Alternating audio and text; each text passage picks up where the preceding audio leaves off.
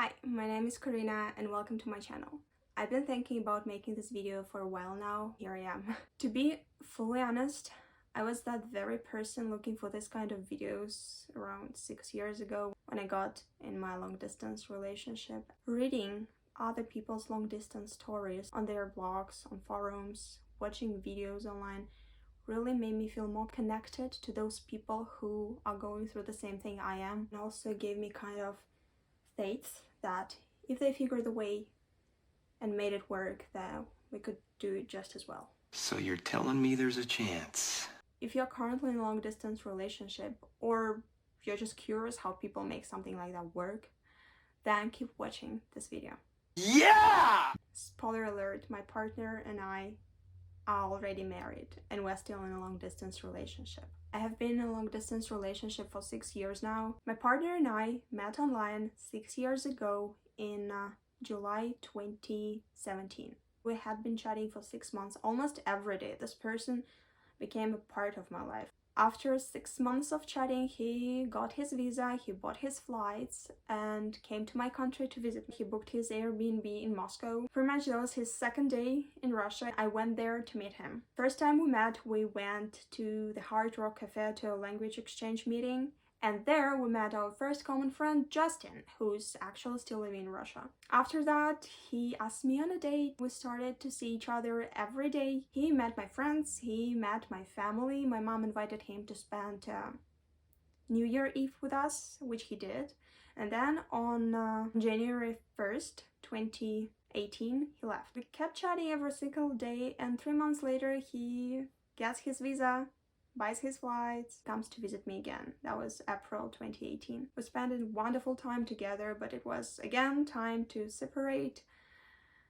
Oh my gosh, that's hard to say goodbye to someone you really care about. That's the worst. He visited me twice, so that was time for me to go to Canada and meet his family, his friends.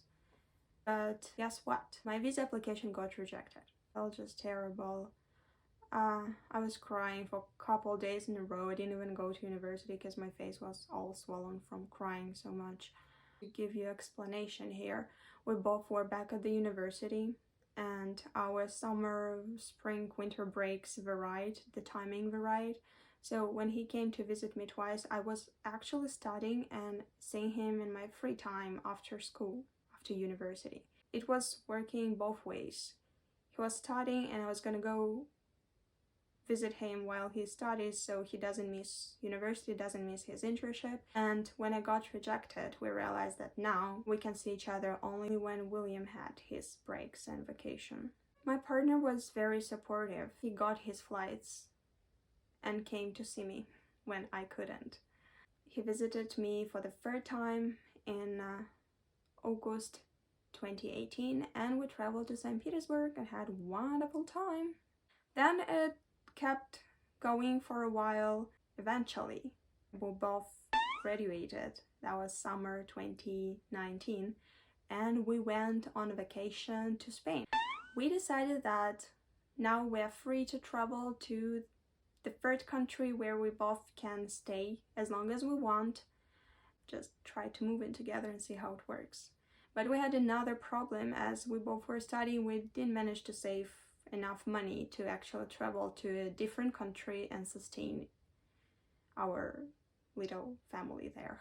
We decided that we're gonna work for a while, save money, and then move in together. Next time we met was January 2020. And you know where I'm going with that, right?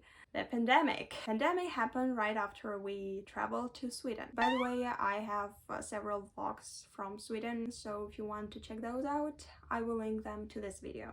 We spent 2 weeks in Stockholm, and on the way back, something crazy started going on. Pretty much 2 weeks after we arrived back to our countries, the border closed. We were locked in our countries. We had no idea when we were going to see each other next time, in a year, in 2, in 5 years. I mean, the worst part was not knowing what's gonna come next. That was the worst 9 months of our long-distance relationship life. In October 2020, we managed to visit each other. The border stayed closed, but the Turkey was hosting tourists. Okay, that was under condition that you provide your testing, COVID testing, when you enter the country, and then when you get back to your country, you have to get tested again. Okay, you know all of that, right? So we spent 2 weeks in Antalya together. There was time to separate again. And when we got back to our countries, we start planning our next move. What are we gonna do? We wanted to meet a couple months after that, but Canada introduced this quarantine hotel thing.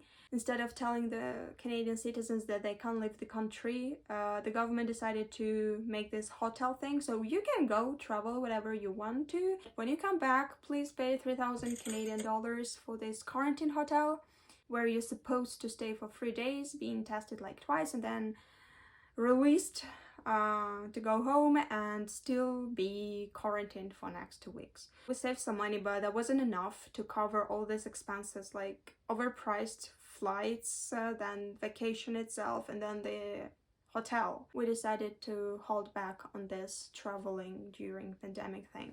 One thing we knew for sure that that's not gonna stop us. We're not gonna step back. We're not gonna break up. We still want to be together, and we'll do everything possible. And in order to make system work for us, not against, we decided that we're gonna get married. And 1 year later, in October 2021, we both flew to Istanbul. By the way, by that time, both countries already introduced their vaccines, so we got vaccinated, which made it easier to travel. And we traveled to Istanbul and we got married. If you watched this video to this very point, thank you so much for watching, and I'd be happy to have some feedback, so comment down below if you want to hear the rest of my long distance story. If you are currently in long distance relationship, just let me know how it works for you. I'll be happy to read all your comments. And remember, distance is not the reason to break up. I mean, there are a bunch of reasons why you can't break up. Distance shouldn't be one of those. You can make it work.